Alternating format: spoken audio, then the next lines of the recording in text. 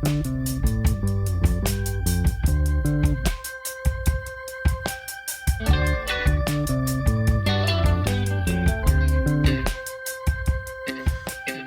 to Comedy Album Book Club. This week we are joined by the hilarious Melanie Dahling.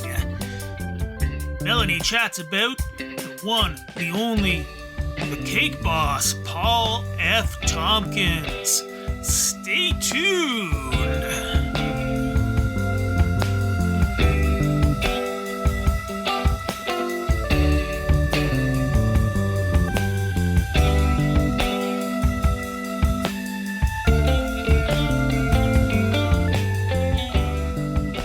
Hey everyone, it's your host Matt Dill.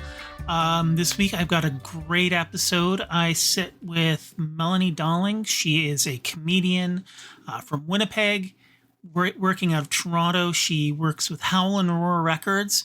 They are an incredible record label. They do comedy albums. I've been lucky enough to go to a bunch of their tapings. They are awesome. She is awesome. We are talking about Paul F. Tompkins' album, Impersonal. Paul F. Tompkins, you may know from Comedy Bang Bang, the Paul F. Tompcast. Basically, half of the podcasts coming out of LA. He was a featured writer and performer on Mr. Show. He was in a hilarious parody reality show, Bajillionaires, excuse me. He's just everywhere. Dr. Miggly Moo in the Star Trek cartoon that's on currently. Yeah, Impersonal is his 2007 album. It is great, as you will hear today. It is actually very hard to find, and if you want an audio CD, it is $227 US. Actually, excuse me, $227.75 US on Amazon. So, it's a hard find, but it's worth it. Alternately, you can stream it on your streaming services for free. But that said, settle in. Grab a tub of popcorn, maybe some cake made by the cake boss, and enjoy the show.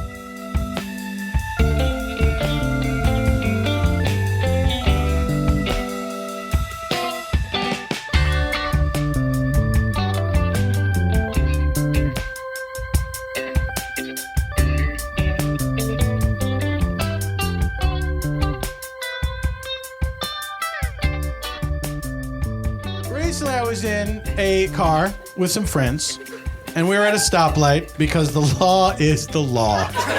So, as we're waiting for the light to change, we see this goth girl run across the street.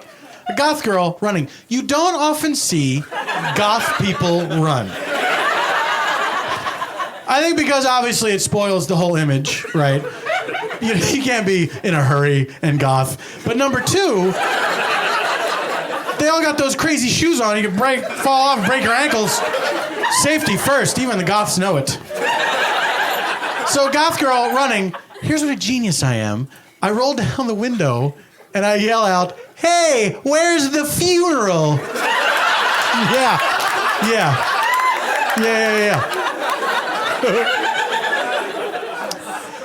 So I had to then check with the people in the car that was as hilarious as I thought it was. Like, that was pretty funny, right?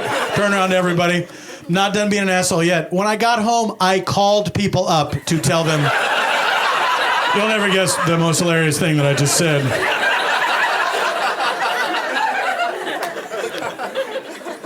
And now I'm telling all of you. Will the circle be unbroken? Is that a goth song?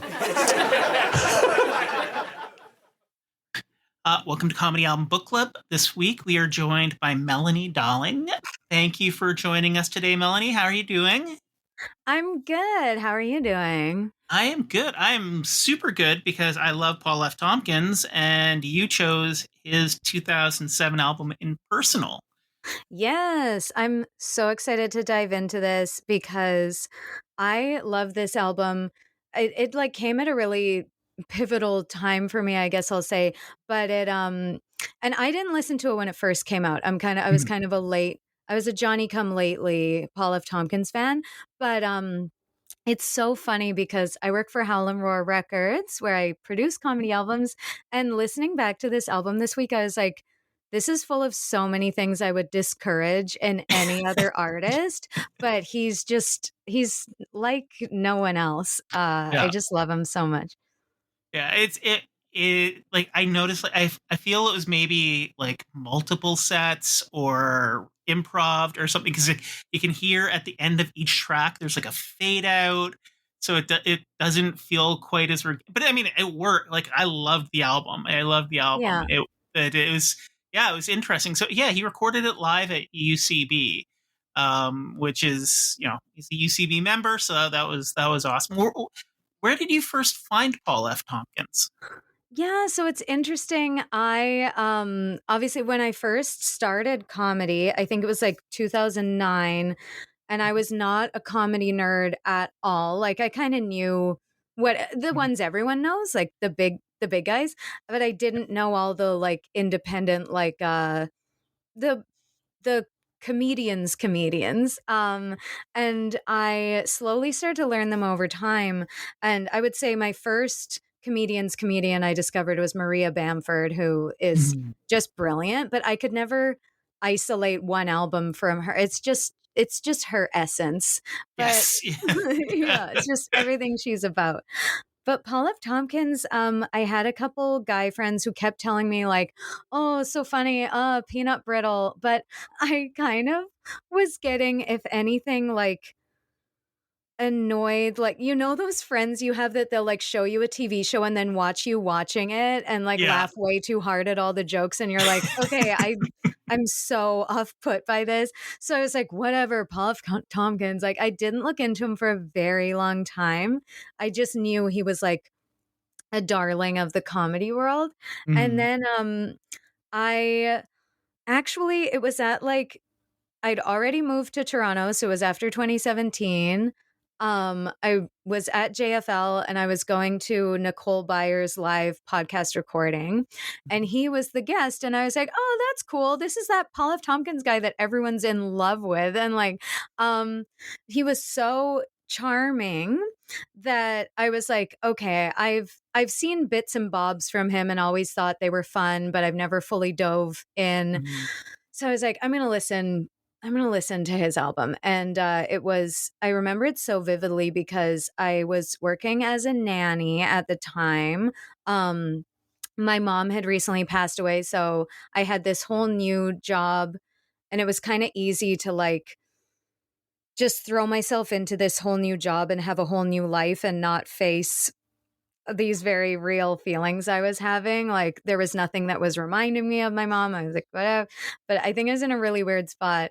And I was like, okay, I'm going to throw this on because the nanny job was often just like cleaning and puttering around the house.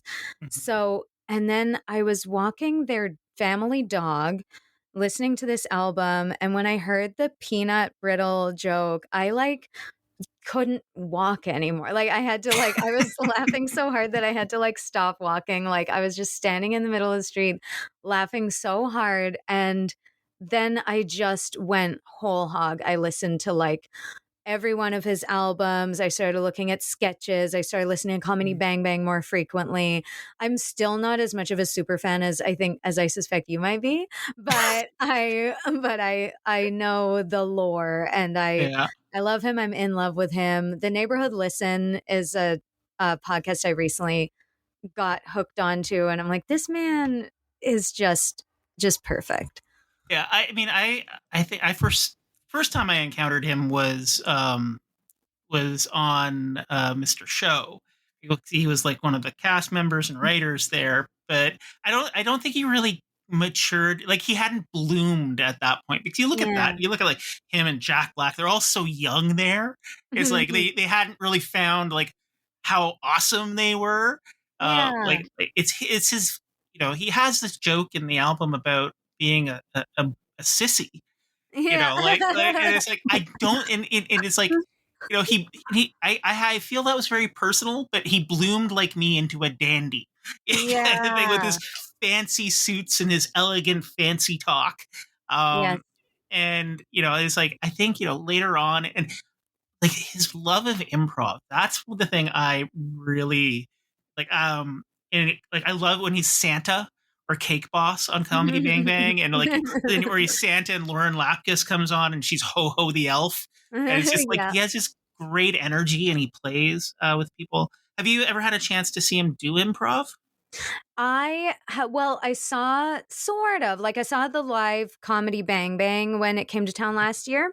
Yeah. And so they're sitting around, but he was improvising as I can't remember this character's name, but he's the guy who's the neighbor to the Sugar Hill Gang. Okay. And it was again some of the funniest stuff. Like I had to like sneakily, I never want to bother anyone, but I sneakily recorded on my phone because there was some improv they were doing where he was talking, but then they kind of went on to something else. And then anytime you looked at him, he was still like silently talking. And it was one of the funniest things. And I just like have footage on my phone of him just like sitting in the background, silently moving his mouth, being such a silly Billy. Yeah. Yeah, I'd love to see him really get up and like mess around and go nuts, but that was still such a treat to get to see that. Yeah. I got lucky. There was a last minute addition to JFL 42 a few years ago. It was him and Mark Evan Jackson from Brooklyn Nine-Nine and The Oh, Good okay. Yeah, Place. And it was just the two powerhouses of yeah. improv. It's like improv, I love improv. When it's bad, it's really, really bad. It's the hardest art form to watch when it's Yeah. bad, I would say. In the comedy world, I would Yeah, say. yeah. But when it is good, it is like, I would say that show, there's two improv shows that are like, this is life-changing improv. It was that and Chris Gethard. Oh, wow. So both I got to see at JFL. One was, this one where it just hit like the energy between Paul and Mark. It was a perfect synergy. It's like they knew each other. They knew how to share the stage. They knew how to use the gets that they got. It was beautiful. And the other was Chris Gethard, who did a two-hander with a bottle of water. So it was just him, and his scene partner was a bottle of water. And it was both of those times were the best improv, where I'm like, yeah, improv is awesome. And it's not like comedians who are like, oh, improv is just silly. And it's like, no, it's good. It just has to be done well. Yeah. Yeah. It's, oh God, I wish I could skip to that part as an improviser because I just know I don't want to go through the part where I suck and I'm playing Zip Zap Zob. But if I could just find a scene partner to like, I do love when you have, that's even conversationally with comedians. If they think they hate improv, they're wrong because they spend their whole conversations riffing. Like, yeah. It's with comedians so often hard to get them to stop riffing and be like, okay, but I was in the middle of a story. Like, so it's like you're building worlds on worlds on worlds all the time. Like, don't say that you're above improv. And two people are just able, or one person. I'm so jealous of the Chris Gethard thing. Like, I mean, Paul F. Tompkins, I guess because I've seen him live a couple times, but Chris Gethard, I saw him do his hour at JFL once when he was talking about Gator World. Yeah. And he's so funny, and there's something about him that's so at the center of my heart. I'm like, whatever is wrong with him is wrong with me. Like, I just get it. Like, when he talks about any of his neuroses, I'm just like, yeah, like it feels I would be one of those annoying fans who's like, I feel like we'd be friends. Like Tracy Hamilton opened for him last time he was in Toronto, and I went to that show, and I tried to just say like, hey, I really love your stuff. And the nervous energy off of him during that interaction. I'm like, oh, I will never bother this poor man ever Oh again, God. because it's Yeah. like on stage he's so confident, but I mean that Mhm. he's honest about it. He has anxiety issues and stuff like that, Yeah. and I'm like, I felt genuinely bad after that. Where I'm like, I asked Tracy, "Is it okay if I go and say hi to him?" And like, she's like, "Yeah, yeah." But it's like, I'm never gonna do that ever Yeah. again. That's Yeah. a good thing to realize. Like there was one time I felt so terrible. It was again at JFL. I love going to the In Conversation With at JFL. Those Hmm. are my favorite parts. And we went to see Jenny Slate, and she spent an entire hour being so honest about the vulnerabilities and the way that she sees fame and not being a typical kind of famous person. And then I was so disheartened because at the end of the show, she kind of took a wrong turn and ended up in front of like all of us when I think she was just trying to like scuttle off to the bathroom or something. And Yeah. everyone started going nuts. And she's this tiny, tiny woman. And she looked at all of us like, oh, and you could tell she was like, I guess I have an obligation as a public persona to like be pleasant, but you could tell she just felt trapped. And I was like, guys, leave her alone. Like I was Yeah. just like, it is an interesting beast being someone who's an introvert who loves to perform. Yeah. And how you handle that and how people then relate to you on such a level that they feel like, no, but me, Jenny, but it's like Yeah. Like, 30 we could be people saying friends. that. Yeah. Yeah. But it's like, but you don't understand. The whole room thinks that. Yeah. Yeah. Yeah. Now, so the album, like, I love it. Like, okay, I'm gonna just say off the top, the goth girl is joke I like, but at the same time, being a retired goth, with like still 98% of my wardrobe is black. Yeah. It hits a little funny because I'm like, okay, the joke is he realizes he's being an asshole here. Like, Yeah. that is the core of the joke. But at the same time, I'm like, I've had that and vampires aren't real yelled at me from so many cars. It just like it's Oh. triggering. It's like, oh, but That's so funny because I definitely spent some time, I would say, as like a goth poser. Like, I think I would have fit in more with like how Gen Z will like change their entire aesthetic and at the drop of a hat. Like, I yeah, was very that where I was like trying different things on. I never got, maybe they were yelling at me. I've just always had great big headphones on, but I don't know. Like, yeah, I definitely have, obviously, I'm a woman. I've had things yelled at me through cars. And I think actually, as a woman, it probably would have been a treat if it were more about my gothness than my womanness. hmm But I get that though, that he's like, um, taking delight in this. What it's like someone saying, oh, no price tag, guess it's free. Like he thinks he came up yeah. with it. And you're like, no, dude, I've heard it before. No, and what I appreciate about it, like ultimately, like when he gets to the end, he's like, "Yeah, I'm still an asshole," kind of thing. Or Yeah. he's like joking about like the joke is that he really wants this joke to work, and he knows it. He knows he's just Yeah. being a dick. And But yeah, the fact that he has to repeat it multiple times, like I will find so many sly ways to work into conversation something funny I said in an earlier conversation, and I'm like, oh my Mhm. god, like it's such a greasy instinct to be like, I just need you to hear this off the cuff funny thing I said earlier. And I like, as a comedian, like who definitely has that instinct, I was like, I like that he's calling that out. Yeah, yeah. I one day I would, if I ever meet him, I'm gonna have to find footage though, because goths we do run every year. There's a comedy, or not a comedy, a music festival in Whitby, which is where in England, which is where Dracula's castle is, because of Oh, course it is. yeah. I've been a couple of times, and there's an annual football match, like soccer match. So there's Yeah. like two full squads of goths playing football against each other. Wow. So they can run, they can head a They ball, are. like yeah, Yeah. yeah. I But think we are the safety conscious. He was very correct on that. Those boots will kill you.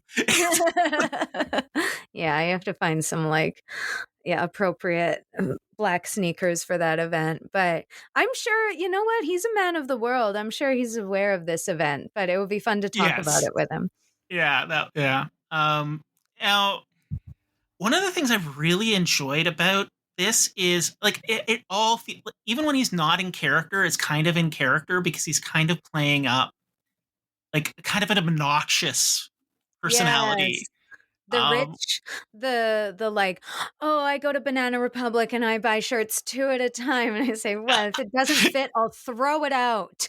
I love like I love I'm that. so rich, I just sometimes I get bored of throwing money away, so I'll just eat it because I'm a quarter goat on my maternal grandfather kind of thing. It's like, yeah, it's just he's and it runs through the entire thing. So it's like, and he'll just sort of heighten, and he has a very good instinct I find on in this album of when to heighten and when to sort of like let it go a bit, which is Yes.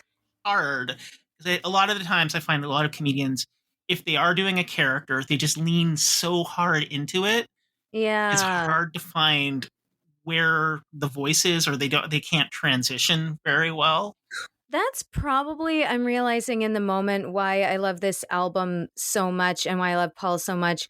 I've because like this is the only album. I make comedy albums for a living. This is the only album I like listen to multiple times, because normally when I'm enjoying comedy, I want to be like watching it, usually Mhm. live.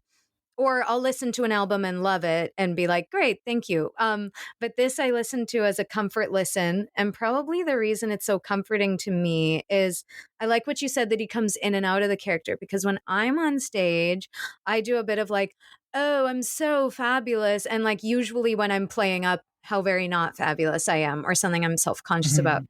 And people often say, oh, I love that character you're doing. And I'm like, didn't you notice though that I was kind of coming in and out of it and kind of doing Mhm. like different voices depending on what was required of the joke, and like leaning into it really hard sometimes and not other times? And to say that that's a character, to me, I'm like, no, that's just the truest expression of what's going on in my head. Because like when you're like, um dressed a certain way, the way that you're hoping the world perceives you versus how you're actually feeling on the inside. And like probably that comes back to like my goth roots of being like, oh god, I just need to look like in control, like, so maybe Yeah, yeah. maybe I'll just be goth, I don't know. And yeah, that's true that like he's doing this character, but it's not a character. It feels like a tool he's using to Mhm. express, like, even in the "I'm so rich" joke, it's like he's like, "Look, I'm not making as much money from the entertainment industry as I thought I was going to," is Yeah. ultimately what he's saying. But he's like, "Oh, no, my life, oh, it's fabulous." And, like, I really identify with that. Yeah. Yeah. And it's like, I mean, and this is my favorite bit, the elegant balloons, Yeah. which is when he like it's like there's like different, it's like a different size screwdriver for each joke kind of thing. And this is the Yeah. really big one. Oh, I'm gonna have just some kings and dukes. We'll see who shows up. Just like it goes all the way to the big screwdriver when it comes to that joke. But then like, Yeah. he dials it back for other ones, and like alternative pet. There's two where I felt really singled out. Alternative pet, because I used to have a ferret and a rat, and I would Yeah. carry them around with me. I'm like, ooh, I am so seen right now, Paul. Not in a good way. But yeah, like he just like the way he uses sarcasm and tone. It's just elegant in a way you don't often see with a lot of performers. And that takes me to what I was saying earlier about these are things I would discourage in a lot of performers, especially like starting out on their first album. It's funny that it's called Impersonal, because it kind of is. Like, he's not revealing much about himself. He's making fun of things he thinks are so stupid, and he's Yeah, being so sarcastic. Yeah, also as a girl with a bunny, I felt called out by that. And like he's there's a couple times he gets like kind of mean. Like, oh, daylight savings time was another one where Yeah. I was like, Paul, that actually does wreak havoc on my sleep schedule. um, or it's like the jazz one, like, oh, my brain is so wrinkly. You're just dum-dums. I feel sad on your behalf. yeah. He really digs in, and he's really like, it does feel like kind of your first instinct as a comedian, which is to like point at things that annoy you. Mm, But yeah, he really, I often want more. For the most part, if I heard this kind of material from anyone else, I would be like, okay, but who are you? Like, what do yeah. you like? What do you do day to day? Like, tell a story.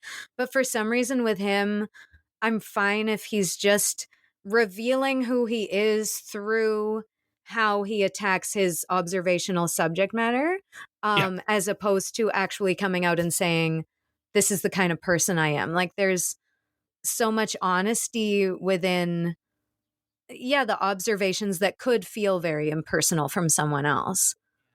And it's just, like you said, is you would discourage this from so many people, but I don't, is some kind of weird magic that he weaves where it works where it doesn't work. Like, and I think there, for me, it's the dumb stuff that he litters throughout. Like, there's smart, really smart jokes next to really dumb faux outrage stuff. Yeah. Like, you have like this alternative pet where the gist of it is really these people are manufacturing a personality out of this poor animal who probably just wants to sit on a rock and Mhm. play with a bell. Yeah. Next to like freaking out over Spanish and how it's taught on Sesame Street, Yeah. and then going, "Oh, actually, I was wrong. Never mind." Yeah. Yeah, and then Yeah, following that up with Ghost Stromboli. You yeah. know? And that's the thing too. I was listening to Ghost Stromboli and I was like, man, I would find this so cringy from so many other artists, like, because you kind of know where it's going. Yeah. Like the she's been dead for 20 years, like as a well. Find all your 4th of July needs at low prices, all in the Kroger app. Get 3-pound packages of flavorful 80% lean ground beef for $3.99 a pound with a digital coupon. Then buy 2, get 3 free on 12 packs of delicious Coca-Cola, Pepsi, or Canada Dry. Shop these deals at your local Kroger, less than 5 miles away. Or tap the screen now to download the Kroger app to save big today. Kroger, fresh for everyone. Prices and product availability subject to change. Restrictions apply. See site for details. Worn thing, but just, and even like the over the top character playing with so many other people, I'd be like, man, relax. Not every single person has to be a character. Or the point where Mm. he talks about the migrant worker experience, Yes. and then he does the accent, and he's like, and I know I shouldn't still be doing it, but I'm still doing it. And like, he's just, but I think it's all in the, I think it's because he's doing it for the pure delight rather Mm. than like, I think this is funny. What if this was funny? Because I have noticed I've been going to some storytelling events, and something I really admire about storytellers is they don't have this desperate need to be liked that comedians do, or at least Yeah. not in a way that I can tell yet, being new to the scene, where comedians are like, oh, I'd better put something silly right here, otherwise people will stop listening to me. And I think that's not present here. He really Yeah. is like, I genuinely wanted to go too far with that one joke, or I genuinely wanted to go over the top here. Like, it's never in service of the audience. It's just because that's what feels good to him. And you can tell that in a lot of these because you hear these delightful giggles Yeah. at the end of the bits where where it's fading out, and you can hear him laughing to himself, Yeah. having fun in that moment. And I kind of think, I think you hit the nail on the head there. He's doing it for himself, which Yeah. that way it doesn't feel so cringe because he's not trying to force the audience to enjoy it. And I mean, he's by 2007, he was already relatively well established in LA where he recorded this. So he had an audience that was on side with him to begin Yeah. with, which helps on an album. Because if you have it I've been doing album reviews, and like sometimes where you're listening to an album, just the audience isn't on the same page. And it's like, Yeah. no, it doesn't matter how good the material is. If you don't have the audience on board, it's just going to suck the life out of an album. Yeah, or So, if it sounds very like Pete Holmes talks about audiences that only give you the blue book value of each joke, where they'll like yeah. laugh for exactly as long as they're supposed to and then stop. You don't get those rolling laughs. But here Mhm. you're like, yeah, these people love him. Like, I was actually going to ask like what you thought about, because I was kind of shocked when I re-listened to it knowing we were going to talk about it. Then I'm like, oh, there's no please welcome to the stage Paul F. Tompkins. And he's kind of just goes into it, but you can hear the audience giggling before he even says anything. So there's this sense that like there was a moment before, there Mhm. was something that they've been having fun all night, and now he's like, all right, press record, I'm warmed up. Like it like feels very I don't know, like in some ways I could almost argue that that might be alienating to some people, because it's like, Yeah. oh, you just got here, well, we've been having fun for a while now. But Yeah. like, Like getting late to the show kind of thing. yeah. Yeah. Yeah. Now you notice it really stands out to me. I didn't think of it because, so yeah, I'm so used to the traditional format and welcome to the stage kind of thing, like the opener or the host of the show welcoming. I just think it really lends to the format in a way. Like the entire structure is just these little vignettes of Mhm. funny, and and we're sort of seeing slivers of a night that was bigger than what we got to enjoy. Uh, Yeah. and I again, like anyone else, any other album, I don't think it would work. But for some reason, it just magically gels. It just works, and yeah, it's interesting, that I want something to have this kind of, like, through line, these days, because growing up, this is traditional stand-up, like, I call it, like, joke Mhm. salad, where, like, Yeah. all the JFL galas I watched growing up that were just on were like, "Here's this joke, here's this joke, here's this joke," and Mhm. none of them had anything to do with the last one or the first or the one coming next. They would just be like, "My wife, yeah, it's kind of weird when people with dogs do this. Oh, I was at the grocery store the other day," and it's all just. And it's so funny that now that I've been in comedy, I'm like, and I think the tone of the scene has shifted where now you kind of want them to lead you through and give you those segues. And yeah, it was interesting looking at this being kind of maybe in the middle of that, like on the precipice of that new thing, because there are Mhm. through lines in the sense of, like you said, him being very grandiose, him being kind of self-deprecating, him being like, uh, this is my worldview, but it does still have that old school stand-up aesthetic of like joke, next joke, next joke. Yeah. It's interesting. I mean, in a lot of his aesthetic and the way he presents himself, he sort of has a sort of old school vibe to a Mhm. lot of what he does. So I feel it's a very deliberate decision on his point, especially like at this time in LA. This is like the height of the alt comedy boom in Mhm. 2007, when it was sort of blowing up. You had like Patton doing Fugazi shows and stuff like that, Yeah. like, so it's an interesting time, and I could almost see him like pushing back a bit on that and leaning into these older sort of structures just to remind people of their relevance, and it's, Yeah. It's I enjoy the through line as well. Like no, I mean, I sort of grew up with storyteller comics a lot as like my early entry points. Um, but I also grew up with people like Steve Martin and yeah. so it's just like, which is very much that bang bang bang. Yeah. And Robin Williams. So it's like I had those sort of two worlds. Um, but yeah, I kind of I appreciate it when you're sort of carried along and there's actually a destination. It's Yes, it's Mhm. about being funny, but it's also about going somewhere. Um, Yeah. and telling a story, and he is capable of that. So I think you're right Yeah. that like he was just like, look, I want to do my first album old school showbiz, or wait, does he have albums before this one? No, I believe this is his first. Okay. Yeah, I thought so. I thought I looked into that. I just want to make sure. I don't want any Paul F. Tompkins heads coming after me. But I think he because I have a similar thing where I'm like, I want to remind people of old world showbiz. Like, I want to wear a nice outfit on stage, and I want to say, "Oh, hello, nice to be here." And like, I want it to. I don't want it to feel like, who cares? Yeah. So I think it makes sense, like you said, that he would be like, okay, everyone's kind of doing this other thing. I'm going to remind people what stand-up's always been. Because then it's interesting because, like, he has his other album, Crying and Driving. Mhm. Is that what it's called? Or Crying While Driving? Crying and Driving. Crying and Driving, yeah. Where it's like, it is about him growing up and the different ways in which he's growing up. So he's very capable of that storytelling kind of thing.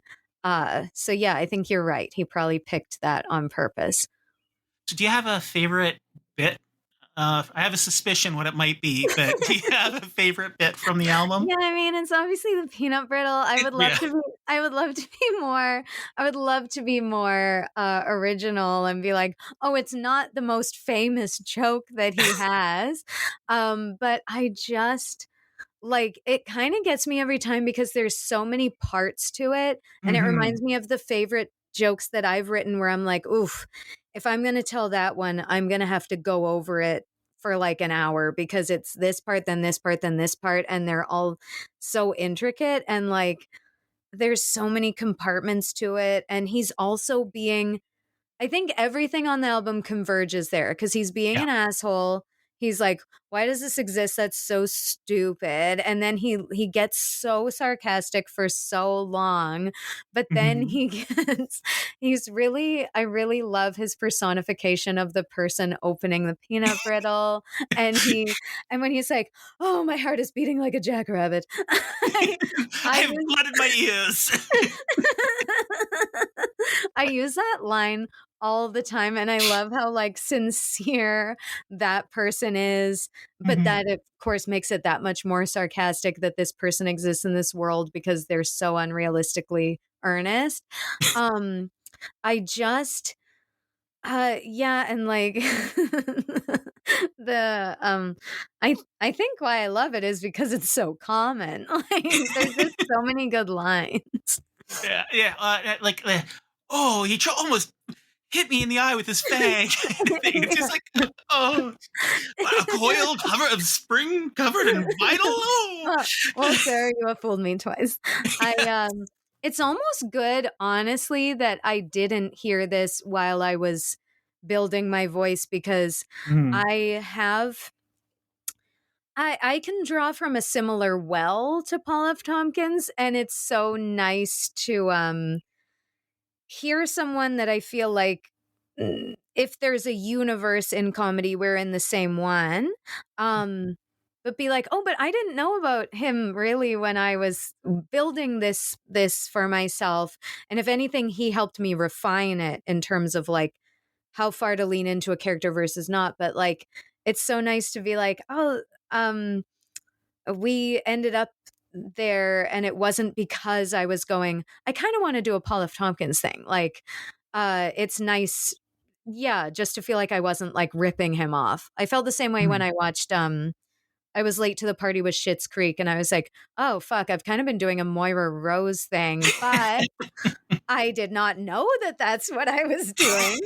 So it's fine. And technically, I saw you doing that kind of thing before Moira Rose was even a character. So if anything, they ripped you off. She got it from me. She was Catherine O'Hara. Oh my God. If Catherine O'Hara was lurking in the shadows at one of my shows, that would be an honor. I would love to be ripped off by Catherine O'Hara. Oh, and that segues into something I told you when I was first like, I was like, I regretfully would love to talk about Paul F. Tompkins because I am a champion for women in the scene.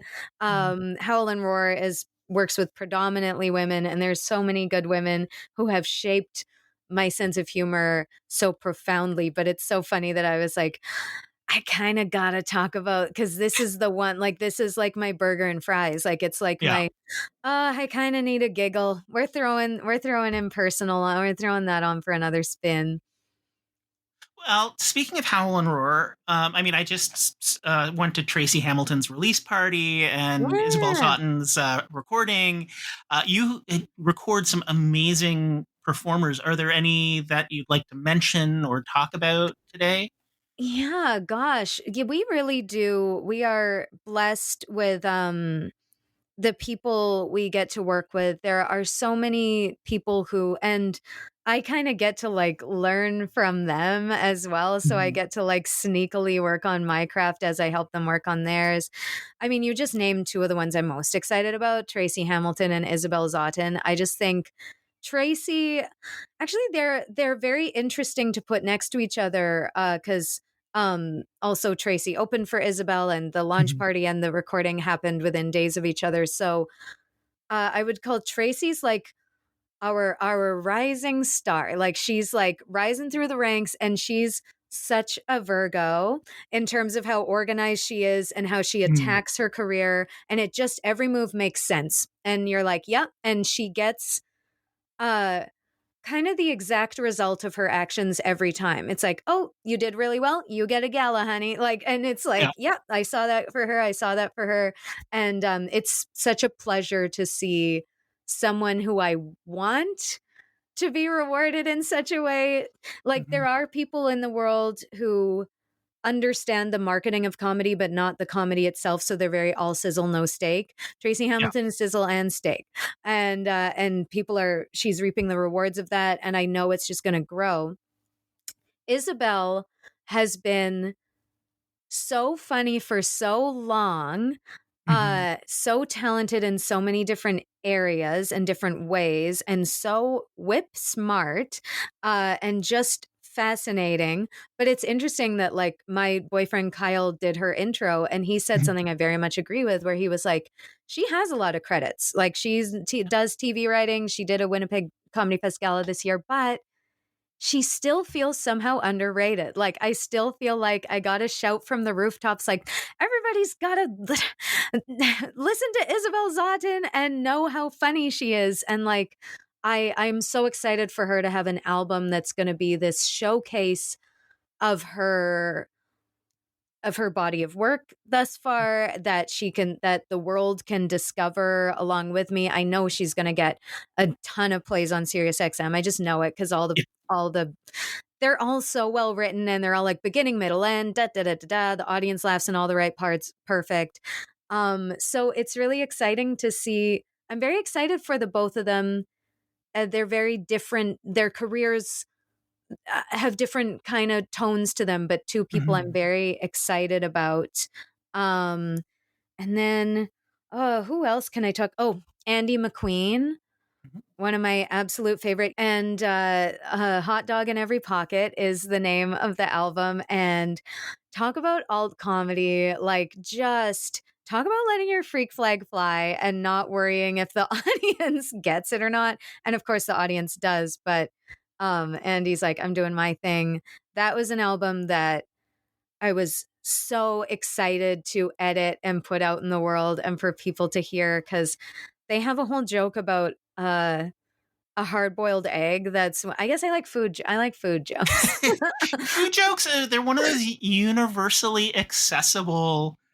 Like, Yeah, everybody has something about food. Everybody can relate on that. 100%. I have had, as a woman, a complicated relationship with food and my body, and I've been back and forth with the overeating and the undereating. So um yeah, another silly man in the industry that gets me giggling is Jim Gaffigan. And Oh another God. one who, if someone came to me and they were like, I think I'm going to do a thing where I only ever talk about food and call myself fat, even though I'm actually not very fat, I would be like, whoa, whoa, whoa, you're doing it all wrong. Like, I would discourage so much. But he gives me the belly laughs like no other. And I think it's just a relief to talk about food. because it was something that I had a complicated relationship for so long that I maybe like couldn't laugh about at certain times in my life. And Yeah. now it's like, even Andy has this super funny joke where they're like, I have this kind of controversial opinion where I think that women should eat. And I love that line so much. And they're so silly while making so many good points as well. And they talk about their gender identity and all this. And that was something they told me. Now my mind is making all these connections. They really wanted to talk about gender because it's something they wouldn't have found funny at a certain point, that they've now like figured out how to be funny about it and invite everyone in on this journey and be like, it's okay. It can be kind of painful and weird and funny all at the same time. Yeah. And that's my relationship with food. It's like, if you just feel so relieved. So jokes about food make me laugh really hard because I've repaired my relationship with it. I mean, I think that's those things where everybody has a journey, and if excuse me, if it's personal and you invite people into that personal space, that can build such rapport with an audience that you can go anywhere with them, and that's really incredible. Yeah, it's beautiful, and I love um like that Jim Gaffigan like is this arguably this everyman, especially if you put him next to Paul F. Tompkins. But they're both like, I think that's another thing, maturing as a comedian too, and as a comedy album producer, seeing the beauty in every kind of comedy and not being like, it has to be this or it has to be that. Even if something's not necessarily for me, I can see who's going to love it and who needs to hear this album. And that's something nice about maturing in the comedy scene, is you can just start to see the beauty in all of it. But like, my wife loves Chris Rock, and I mean, he's one of those comedians where I'm like, I appreciate the skill. I know he's amazing at what he does. Just doesn't click with me. Yes. And we got tickets, and there's like half the show I loved, half the show I was like, whatever. She loved the entire thing, and that's the thing. It's not like there's a snobbery to comedy that's a lot like when I was a teenager and how I felt with music. Where it's like, well, it's not this band. Well, yeah, they're not real. Or like, I was listening to Nirvana a year before anybody else was, kind of thing. And it's like, now though, it's like, I'm like, oh, pop music is still incredible, because it still takes skill and talent and craftsmanship. And the same with comedy, like, just because a type of comedy isn't for me doesn't mean it isn't good. It just means I'm not the audience. It's like Bill Burr is like one of those comedians where it's like a lot of his stuff doesn't land for me, but I know a lot of people that it resonates incredibly with. And sometimes he gets a little rough in ways that I don't feel comfortable. But that, again, that doesn't mean it's bad. It means he's talking to an audience in a way that's going to resonate with them, and hopefully they get the intent, which, like, deconstructing his jokes, I always feel the intent is positive. Like, he is generally punching up most of the time. Yes, there are jokes of his that unfortunately were some of the first jokes I heard where I was like, ooh, that I can't see the good in. But I think he's often pointing fingers at toxic masculinity. And yeah, I can't watch anyone who's just yelling for too long. Yeah, there's a few comedians like that. I never, like Sam Kinison. He was all over the place in the 80s when I was watching like brick wall comedy on TV at midnight, and it's just like, how is this funny? I don't like, let's have some levels here, man. Yeah, like, it's too much cocaine. Just too much cocaine. But Sorry. Oh yeah, no, I agree. But then if that's how someone's gonna receive that message, then like, great. And like you said, I just hope they're receiving it in the right way, because that's something like there are people like back in the day when Sarah Silverman was being offensive in an ironic way, and then she realized some people weren't picking up on the irony and that she had to refine that a bit. And I'm like, yeah, like that is something to consider as well. That's not necessarily your responsibility, but it is an interesting discussion of like, how's it landing on people's ears? And I do hope with someone like Bill Burr that it's landing that like he's making fun of my toxic masculinity, not telling me that it's cool and good. Yeah.